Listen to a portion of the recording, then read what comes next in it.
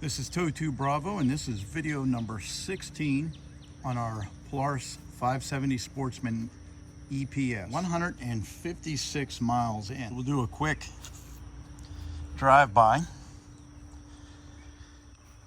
and then we'll talk some particulars.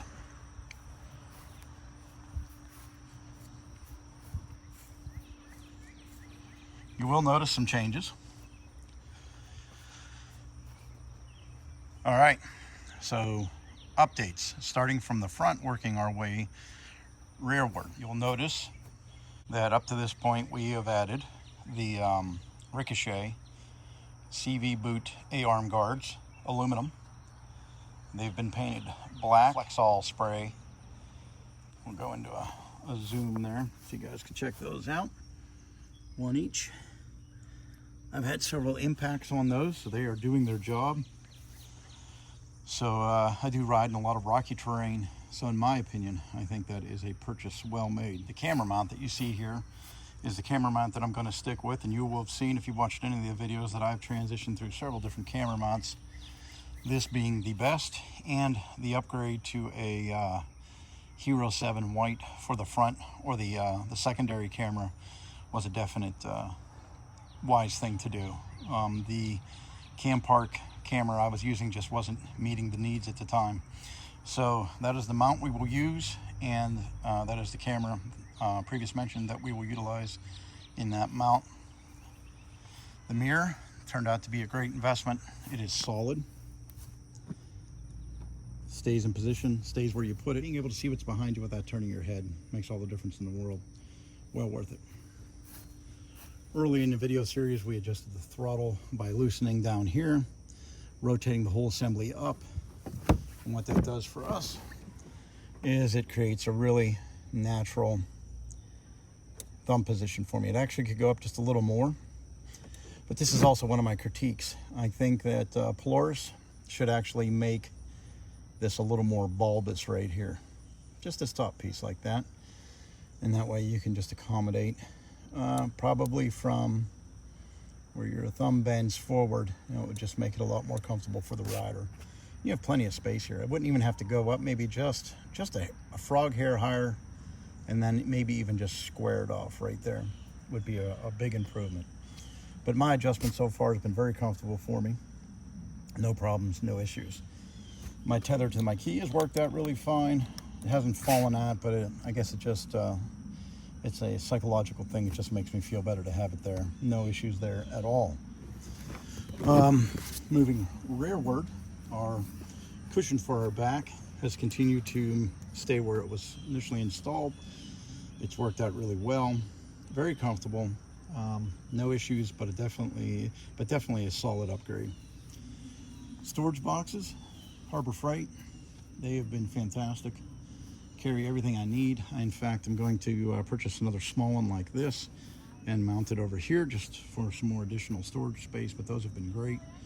And again, they're just mounted directly to this platform right here with some washers straight down, and they have been extremely secure. No problems at all. The rear bumper / brush guard was another solid purchase. Looks great, but it serves a purpose. Since we were hit in the back by another quad, earlier in that video I was talking about getting one. Definite solid upgrade. Backing up, riding with somebody, it just protects your plastics, your lights, those type of things. I was very fortunate when we did have our incident where I was hit from behind. It didn't hit the light, just hit some of the harder plastic, and it wasn't that high speed, so I kind of lucked out there. Again, you'll see the A-arm / CV boot Ricochet guards there. They have a couple scrapes on the bottom. They have paid off for themselves, and they are also painted with the black Flexol.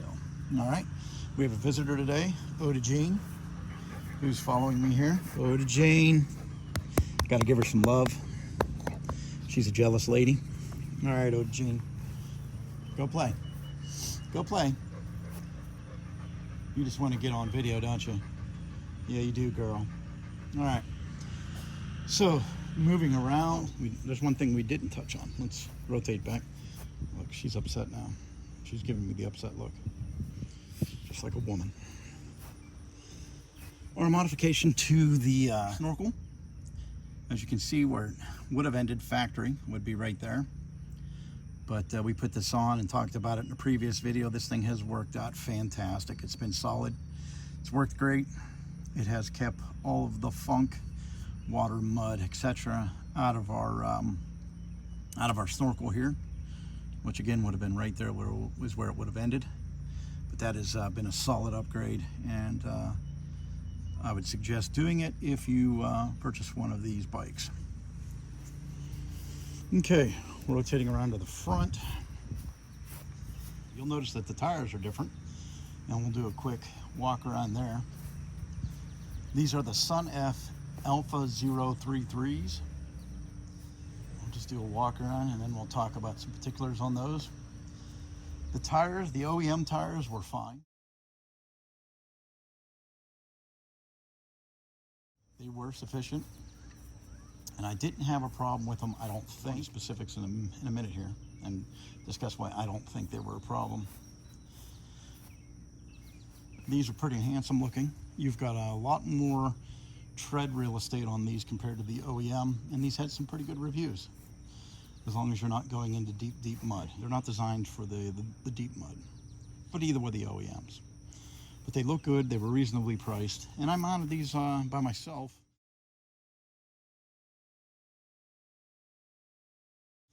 And that'll be a separate video, because that's an experience all its own. So these are the Sun F Alpha 033s, and these are 26 by 10 by 12 tires. The OEM tires were 25 by 10 by 12. The front is 26 by 8 by 12.